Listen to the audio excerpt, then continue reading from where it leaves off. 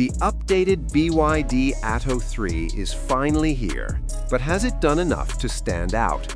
Well, not quite. While this new version is definitely a step in the right direction, it still struggles to shine in one of the most competitive segments in the market. Let's rewind for a second. When the original BYD Atto 3 launched, it was a big deal. It offered solid range, great value, and loads of equipment. It helped put BYD on the map in the UK. But things move quickly in the EV world, and competition has caught up fast. So now, BYD is back with the EVO version to keep things relevant. The updated model is expected to arrive in the next couple of months, priced between £37,000 and £39,000. That puts it right in the heart of the C segment, but also right up against some very strong rivals.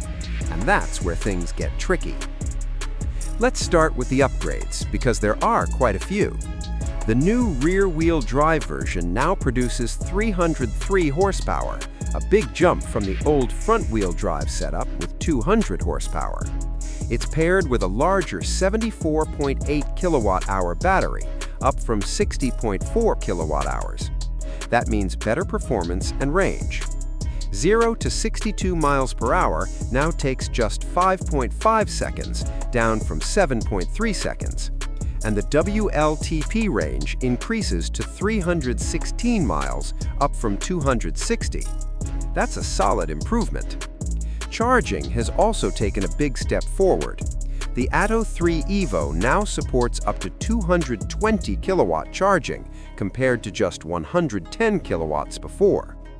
BYD claims a 10 to 80% charge in around 25 minutes. That's faster charging with a bigger battery. If you want more power, there's also a dual-motor version, and this one is seriously quick. We're talking 442 horsepower and 0 to 62 in just 3.9 seconds. That's sports car territory. On the outside, changes are more subtle. The design has been cleaned up with simpler panels and a more refined look. But let's be honest, it still blends into traffic.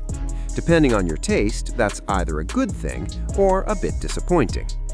Inside is where things improve more noticeably. There's a larger and sharper 15.4-inch infotainment system, now with built-in Google services. That includes Google Maps and a smart voice assistant. It's quick, responsive, and genuinely useful. However, not everything is perfect. Climate controls are still a bit fiddly, and some buttons are too small and lack clear hierarchy. Build quality is mixed, too. Some materials feel premium, while others, like the steering wheel and airbag cover, feel a bit cheap. In terms of space, it does well. Rear passengers get plenty of legroom and shoulder room, plus USB-C ports. Boot space has increased to 490 liters, or 1,340 liters with the seats down.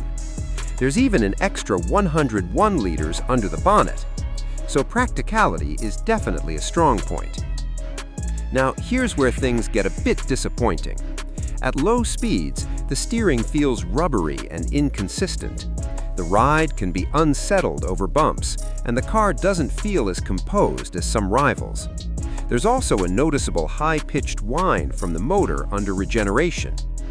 At higher speeds, things improve slightly. It feels stable on motorways, but the steering still lacks precision and confidence. Overall, it's not terrible to drive, but it's not class-leading either. And that's the real issue. Cars like the Kia EV3 and Skoda Elroq simply feel more polished. They ride better, handle better, and offer a more complete driving experience. Even larger options like the Citroen EC5 Aircross and Volkswagen Grandland bring strong value for money. Efficiency is another question mark. We saw around 3.7 miles per kilowatt during testing. That's decent, but not outstanding. BYD has added a new heat pump to improve efficiency, especially in extreme temperatures, but will need more real-world testing to confirm how well it performs. So where does that leave the BYD Atto 3? It's better than before, no doubt about that. More power, more range, faster charging, and improved tech. But in a segment full of excellent options, being better isn't enough. It's competitive now, but not class-leading. So what do you think?